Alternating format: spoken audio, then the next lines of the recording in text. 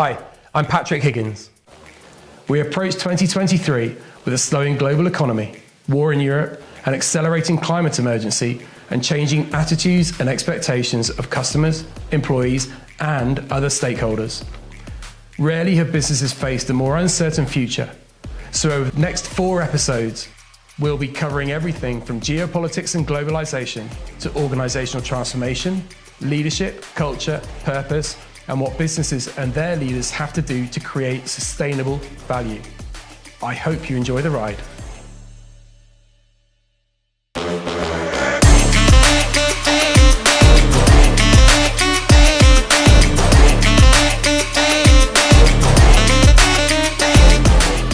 Welcome back, Kate. Welcome back, everybody. This is episode 3 of our Fireside Chats, and today we're going to talk about the new Value Nexus.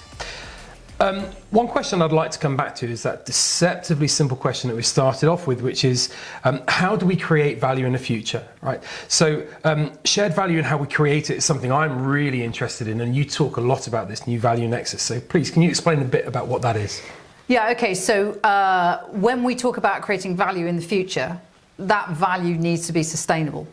And one of the issues that all businesses are coming up against is that traditional business is increasingly not sustainable. It's not creating shared, inclusive value. So where is value in the future going to be created is going to be slightly different for every company. But I think there's a nexus, a point at which that value more commonly is going to be found. And that nexus really is at between the circular economy, the blue economy, and the green economy. So I think the green economy is something that most people sort of intuitively understand, and they've heard a lot about it, they get that. But the other 2 areas maybe not so much. So the blue economy, obviously very much linked to oceans, to rivers, to all that kind of stuff, water generally. And I think an interesting way to look at this is that if water was priced to reflect its true value, then more than half of the profits of the world's largest companies would be at risk. We use water and we use our oceans, our rivers, we use all sorts of marine infrastructure, we exploit, our fisheries, we exploit all sorts of, blue economy areas, in an unsustainable way. But there are huge opportunities as well in the blue economy. So if anyone's interested, there's all sorts of resources online to understand more about the blue economy. And in fact, 2021, I believe, was the beginning of the decade of ocean science as well. So there's increasing importance and focus on the blue economy, probably a bit of an inflection point there. Then there's the circular economy. And I have to say, honestly, Patrick, and I've said this to you before, I am consistently astonished at how little businesses understand about the circular economy, considering how powerful it is. And I think that the thing that most people think about the circular economy is that it's a way to, it's just another kind of sustainability, right? It's just about reusing things. But it's not. I mean, it looks at the global economy from a different standpoint. It says, how do we get to a point where nothing that we create is actually waste? And that is a fundamentally different economic model. And I think the bit, again, that businesses don't get is that this is a phenomenal opportunity, because what you're essentially doing is you're cutting down your input costs. If you are using materials in a circular fashion, you're dropping your input costs. Well, I mean, that's increasing your margin then, right? And there are all sorts of opportunities in the circular economy. So I think for businesses, the new value nexus is where these things intersect and where their products and services, their value chains, all of this, becomes, touched by those 3 things. I think also it is not just about the products and services, but it's also about the rewiring of global trade that takes place because of them. Because one of the things, with the circular economy is, instead of having stuff, coming on a ship, from China into the States or, whatever, what you're actually saying is, well, if we're talking about having almost a virtual ownership of materials within this product or services, then suddenly you're talking about closing these value loops, these material value loops. You're going to have things, materials, all sorts of things going in different directions. When we look at, electric cars and batteries and all these things, these are not something that we're going to do like we did in the old days with combustion engines, it's let them to rot somewhere. These are going to have to be recycled. And it's not just recycling, it's about designing to be remanufactured from the outset as well. So this also connects into massive opportunities in transportation, in logistics, reverse logistics, and also things like the physical internet, which we probably won't have time to go into now, but is effectively taking the global logistics system and saying, well, you know what we do with digital internet, well, why don't we do that physically with logistics, with hubs and various things, and that then connects as well into things like hyper-connected city logistics and transportation, using modes of transportation for multiple uses, for passenger, for freight, and having that all hugely interconnected. So there's some really, really interesting possibilities and opportunities. So I must say, though, the circular economy does have at its heart demand reduction. So once we can, we can say that there are huge opportunities in circular economy, we also have to acknowledge and accept the fact that part of the circular economy is about reducing the demand for products and services, and that's a bit that's slightly unpalatable for businesses. But if you're going to grab the opportunities of the circular economy, you also have to accept, if you like, the underlying truth, which is, no, it can't be just about selling more and more and more and creating more and more and more. The circular economy is not going to completely decouple, resource intensity from growth. So that isn't just a silver bullet. You're still going to have to reduce what we do, but there are still opportunities to be had. I've heard you mention before multi-stakeholder ecosystems. Yeah.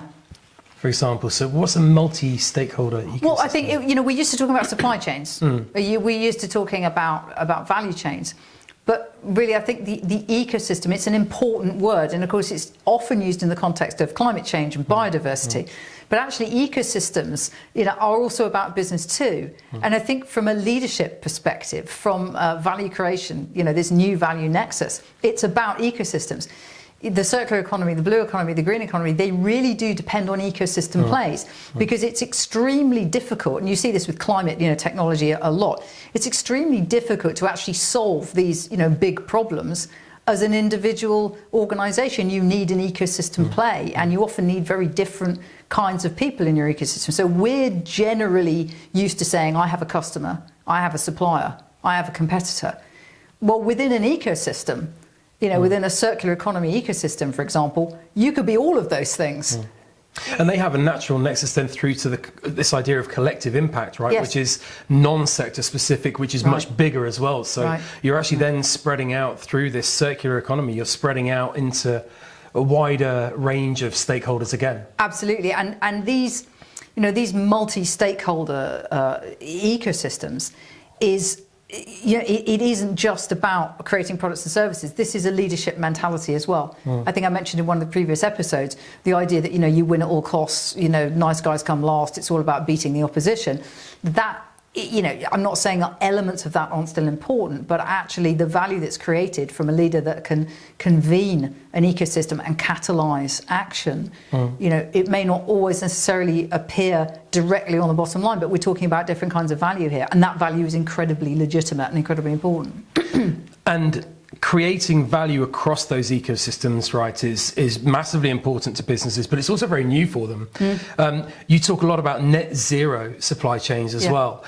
So and that they are a big opportunity, but in what way? Yeah, well, they are. I mean, this is something that the World Economic Forum have done a lot about. I think it was Boston Consulting Group also, one of their smart people looked at the value of, I think it was a BMW or something, and said, well, actually, if you decarbonised, if you really greened this BMW, what would it actually cost the end consumer? And I can't remember the exact figure, but on the cost of a 30,000 euro BMW, it was comparatively tiny. I mean, we all know you have to pay for everything on a BMW that isn't literally welded together. So when you look at it in those terms, it wasn't really a great premium.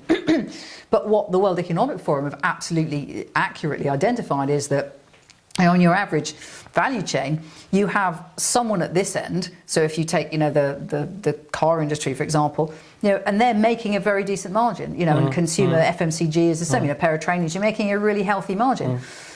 But the people right at the other end, who are generally speaking the people who are creating all the emissions, creating the plastics or the steel or whatever it is, they're on very small margins, as are the transportation businesses in the middle. So what you're saying is, you can't expect road haulage or shipping or rail or whatever it is, or aviation.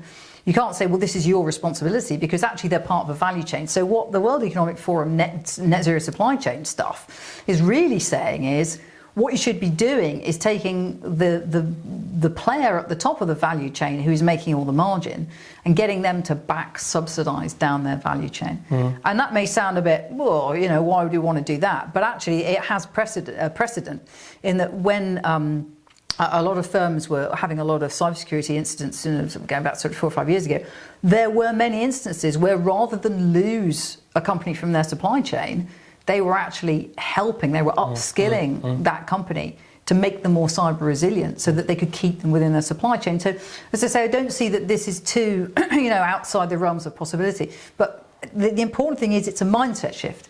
You're no longer saying this sector, this company, this sector, you're saying this ecosystem, and this ecosystem could have players in it that you would traditionally say were in different business sectors, but they're all part of the same ecosystem. And you talked in one of the previous sessions, you write about the zero-sum game, the hero-sum game, right, through transformation. And here in supply chains and net zero supply chains, what's the relevance of back subsidies? How does back subsidies, and how does that play through?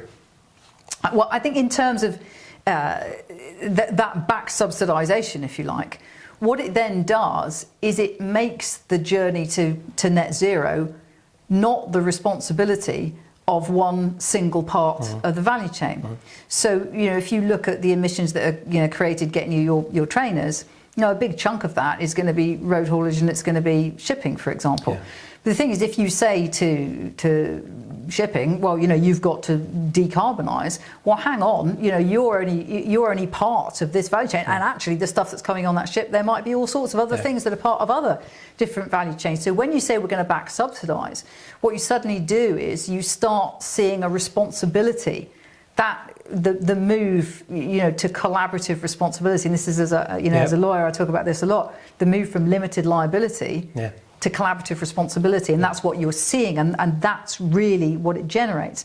And I think the other part of this as well is that when you share that responsibility, you also get the opportunity, for players to move up value chains. If you can bring something to that, then it's not just about price. And again, we come back to this creating different kinds of value. As a supplier, as part of a value chain, it may be that because you understand ESG and you're able to provide data, for example, which is we mentioned in another episode, the fact is that if the value chain owner has to report all this kind of stuff, and you're able to give them those figures, you're able to be that transparent, that might move up the value chain. It's an important element of stakeholder capitalism, right? But another, you mentioned limited liability, so another legal friend would be regulation. And regulation tends to be demonized, it tends to be thought of in a negative way. That's not necessarily the right way to view regulation, right? No, it isn't. And in certain areas right now, you can argue that, because a great one I always mention is competition regulation. We've just talked about ecosystems. We've talked about bringing competitors together. Well, that would fall foul of a lot of competition regulation. So what we need to do is review the way our legislation is set up. We need to create more enabling regulation, because if you want ecosystems to come together to make these massive changes that that we have to make as a world to combat all the issues that are facing us, then you cannot have the sort of 20th century legislation that is designed to promote competition. Because these are not, as I say, you can't win sustainable transformation. This has to be a team sport. So you need enabling regulation, and this is where I think an awful lot of businesses are already taking the lead. In America, business is more trusted than anywhere else in the latest research that they've been doing, which is really interesting. People tend to trust businesses, so they have a huge opportunity now to work with regulators to actually create this enabling regulation. I think that is absolutely super important. We need to be. Let me start again. I think an awful lot of the tech boom has been about begging forgiveness or seeking forgiveness rather than asking permission, right? What they've done is they've broken rules. They've torn up things. They've ridden roughshod over regulation. And that's great. They got very rich doing that. But the problems we have now are not something we can just ride over the regulation. Now we have to remake the rules. Yeah. And remaking the rules is much, much harder than just breaking them and saying, what the hell, we'll see what comes of it. We'll deal with the problems later. The problems are with us now. We have to remake rules, and that takes a different kind of leadership, different kind of partnerships. Competition, by the way, comes from the Latin competere, which actually means to strive together, and we've forgotten that. Interesting. One of the other concepts you talk a lot about at the moment is the move from globalization to nobilization and the new moral age. Please explain. Yeah, okay. I mean, there's been a lot about deglobalization, etc., etc. And I think that as I say, the driving force now for businesses is going to be this nobilization, because as we've discussed in other episodes, it is no longer enough to make money. Our expectations of businesses are changing. They're changing radically.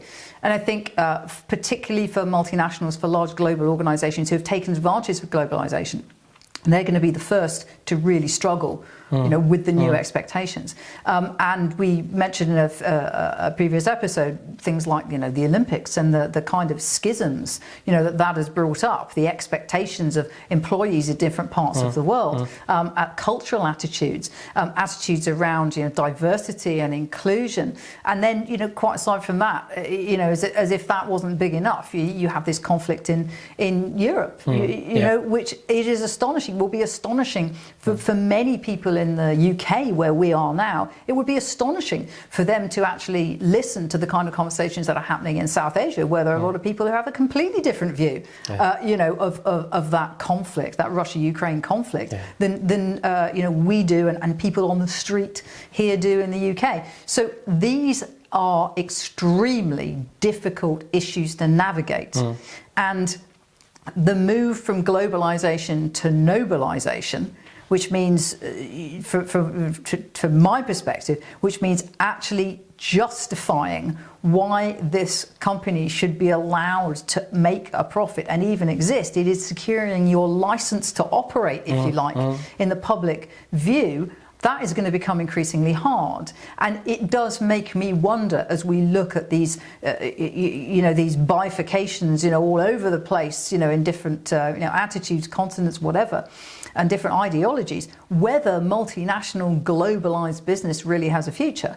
Whether it's going to be possible. When you think about all the things we've discussed in the other episodes, from cybersecurity and digitalization, culture, all these kind of things, is it really going to be possible to have a business that operates globally that has a stated purpose? Because this new moral age, what we used to have, and what we've had for a couple of hundred years really, is the universal value has been economics. The one thing everybody agrees on is that it's good to make money, and that has really ridden roughshod over an awful lot of cultural and moral objections to all sorts of things. And I think as well, the interesting thing there is that from a local perspective, if you are keeping local communities happy, because the way that you're involving yourself with them, they're a stakeholder, right? They are a stakeholder, yeah. But so is the local regulator, right? So if you are keeping a local community happy with the way that you're operating in that community, the regulator is more likely to listen to you, to want to be engaged with you, to accept you into their ecosystem. Absolutely, but the problem is if in one jurisdiction your local stakeholders, take one view, and actually your broader stakeholders, more generally take a different view. How do you reconcile that? And ultimately, we're hearing about what they're calling friend shoring now. Which is only doing business with people that share, your ideals, your vision, your values, right? And this could cost absolutely trillions. And it's being described as friend shoring. I call it moral shoring. That's where we're going now. That the supply and value chains, it's not going to be about, are you cyber secure? Can you supply data? It will actually be, do you share the values? The values that we as a company are now expected to espouse and to live by. Linking back to purpose again. And this is why purpose is going to be so important. Because I think, don't get me wrong, it's not like suddenly businesses that don't state their values and purpose are going to fall over. Of course they're not. They're going to but they're not going to have the kind of opportunities that this wave of globalization that has happened up until now have given us. You're going to have to make choices. I think this is the really key thing. Business has never been expected to make choices. This universal understanding that, well, we all want to make money, right? And if things aren't quite as nice as we might like, well, sometimes you just got to, suck your teeth and go, well, I'm sorry, but, it's for a greater purpose, which is earning, more money so that we can lift everybody out properly or whatever it is. And increasingly people are turning around and saying, do you know what? No, that's not good enough. My morals are more important than making money. The difference in values, right? The two different kinds of value. That's right. And somehow companies have got to navigate that. I mean, so you've got kids, I've got kids. Just think how hard it is when you've got a couple of kids and saying, well, he did this, she did that, and he said this and she said that, and you're like, yeah, well, I love you both. You really need to work this out, but you can't do that as a business. Yeah, and you are going to have increasingly competing demands from different sets of stakeholders, and that's why this leadership, which is able to convene, to listen, to catalyze, leading by serving, this is the kind of leader that you need to deal with this, because you can't just say you're wrong, go away, because that could be a third of your business. Or you say, you know what, yeah, we are going to make that choice, and this is the kind of values we have, or we're not going to state any values at all, and we're going to take whatever comes, we're just here to make money. And that's also a legitimate choice. But the thing is, it is a choice, and there will be certain parts of global business you will not be able to operate in, because as part of the stakeholder capitalism metrics, and ESG and all the other things that are going to start being reported, you simply won't make the cut. And it's a legitimate choice if you don't want to do that. And as we see, certainly, in Europe at the moment and around the world, there are certain entities that are saying, well, there may be sanctions, on certain countries, but that's not going to bother us. We can do business in this way, or we're not going to write them off simply because at a geopolitical level, and a sanctions level, people are saying we shouldn't be doing business here, and that's happening a lot. Let's be perfectly honest about it. But as I say, I think this is the context in which we have to understand business going forward. Kate, so interesting as always. A brilliant end to episode 3 and the new Value Nexus. Thank you for watching. Thank you for joining in, and we will see you in episode 4.